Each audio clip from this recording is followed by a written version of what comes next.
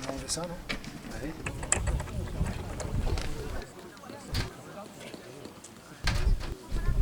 Tiens.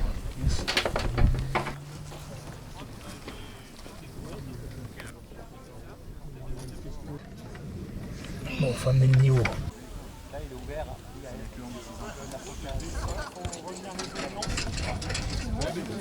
Je suis en train de tout mettre. Ouais, je te laisse tout pour l'instant.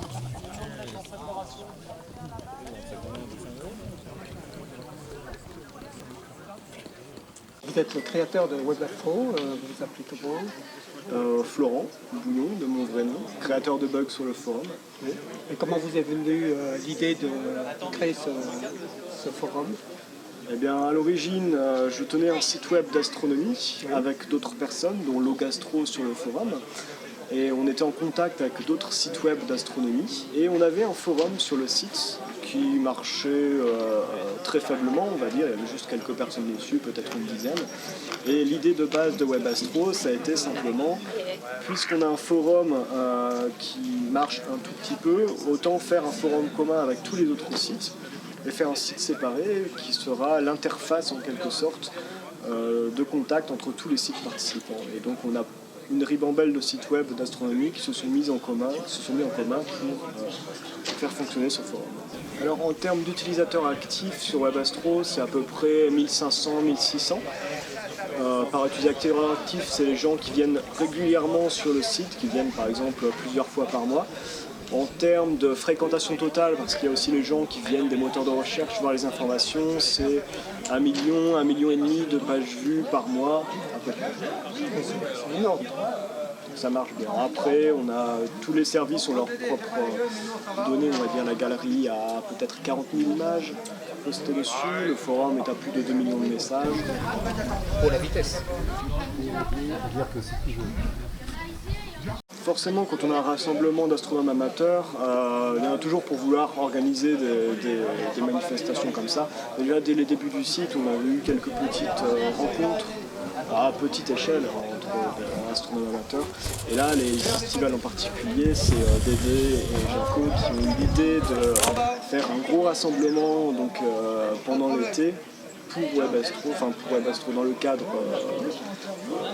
de WebAstro, et faire venir les gens sur un terrain comme ça, chacun venant camper, et faire de l'astronomie, et surtout rencontrer les gens qu'on apprécie.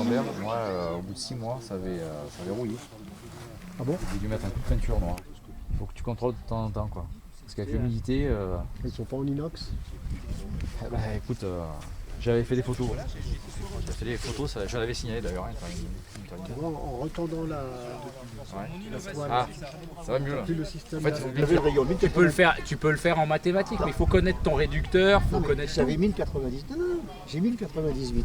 C'est mon diamètre de serre. Oui. 360 degrés, tous ces machins-là. J'arrive à la quel est le temps pour compenser la vitesse rotation dans le temps? Et le temps en... Ça oui, mais parce que tu connais ton réducteur et le rapport de réduction. Je sais que c'est un moteur. Non, le rapport de réduction, je le connais. Mais je ne connais pas la vitesse de réduction, c'est l'inconnu. Oui, mais moi je ne connaissais pas le rapport de réduction de mon réducteur. Ah non, là, moi J'aurais pu le calculer, je l'ai démonté. Là, ton support est pile poil au milieu. Bon, après, concrètement, est-ce que le trou du milieu est pile poil au milieu du support? Bah, t'avais pas dit que personne... Quand je le fais, j'ai Oui, mais j'avais pas le microfocuseur. microfocuseur et puis le gamin il est arrivé. Hop, ça reste dans le champ. Après, t'as une reprise de tube. Oh non, mais il se pensait à Nagasado. Non, pas Nagasado. Non, Dark Vitesse. Non, Dark Vador. Dark Vitesse, je comptais tous les... Ah, parce qu'en haut, t'as pas de couverture. J'ai besoin régulièrement de recentrer ma planète. Donc ces deux moteurs-là, c'est largement suffisant. En position de façon à avoir un... Non, je modifie pas la table. Ça, c'est le rocker. Tu peux aussi...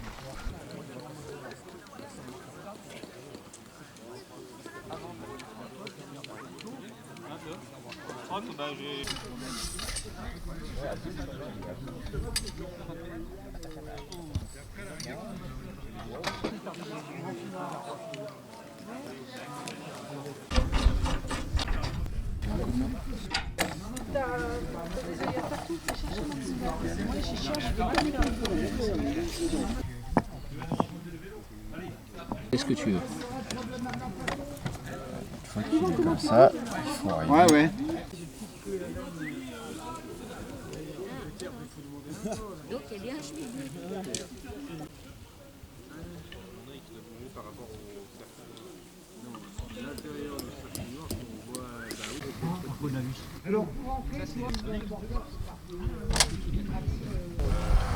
C'est quand même un peu exagéré, je trouve. Mais quand il est vendu, Deux vaisseaux Lego, un vaisseau, un arc de requin rouge.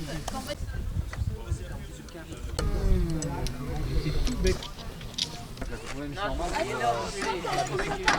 Non, c'est une illusion d'optique, j'ai l'impression qu'il est penché, je connais. Non, ils sont tous pareils en fait. c'est pas dans les films. Voilà, sur la tapis. Comme ça, pareil, j'ai l'impression.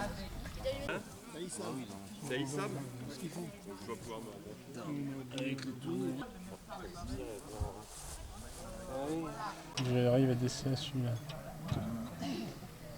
Ouais, un peu trop. Un poil plus, oui. On est un peu revenu au point de départ, un poil plus. Oh, stop. Là, c'était bien. Là, c'était pas mal. C'est recherché là. Ouais, non. la première chose à faire pour commencer à viser les étoiles, comment vous faites? Bah là, il s'agit d'une installation dédiée à la photographie. Oui. Donc avec une lunette apochromatique qui ne disperse pas le spectre coloré, qui fait des images de belle qualité, derrière laquelle on a un appareil photo de 12 millions de pixels qui va capter les images.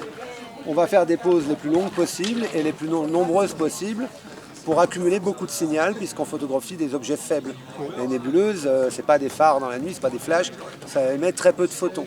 Donc on cherche à capter tous ces photons le plus grand nombre possible. Pour ça, il faut que l'ensemble suive l'objet ou les étoiles qu'on est en train de photographier pendant toute la durée de cette très longue pause, pendant 1 heure, 1 heure et demie, 2 heures. Le ciel tourne autour de nous, selon l'axe de l'étoile polaire, ou à peu près l'axe de l'étoile polaire. Et donc on dispose d'une monture équatoriale ici, qui elle assure par ses mouvements le suivi de l'objet qu'on a visé. Donc la première chose à faire, c'est de dire à la monture où on est. Et ça on le fait en donnant à l'ordinateur les coordonnées du lieu, longitude, latitude, pour qu'il sache à quel endroit il se situe, l'altitude. Et ensuite on utilise le viseur polaire ici, pour aligner l'axe principal de la monture avec l'axe de rotation de la planète, qui n'est pas exactement la position de la polaire, c'est un tout petit peu décalé.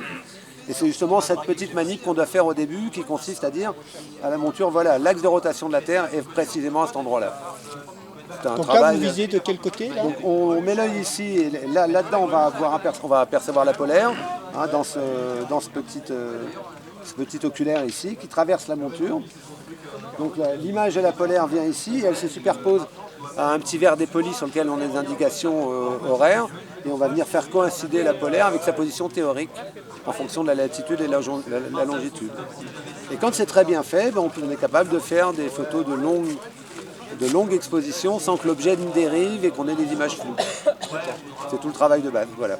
Donc là on est sur l'interface de guidage de la monture. Donc là on est de jour, donc j'ai pas encore d'étoile centrée dans la mire ici. Mais normalement je centre une étoile là-dedans et la dérive de l'étoile est détectée par le logiciel qui envoie à la monture des ordres de correction qui permettent d'avoir un suivi vraiment très très précis. Voilà le principe. Merci. Tiens, je vais faire un soutien des fêtes de Bayonne.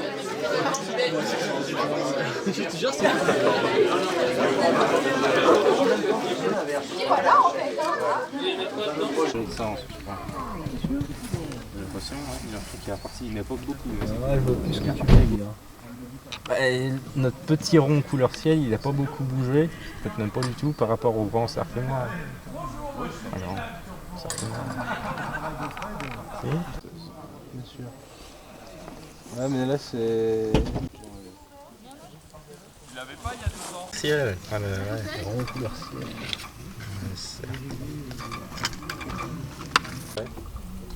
C'est une bille.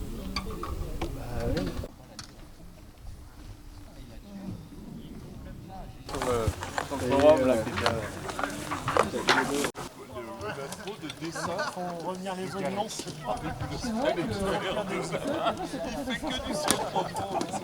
Mettre en préparation. Il propose la caméra, sauf que là, il ne pas. Punaise, c'est trouvé devant.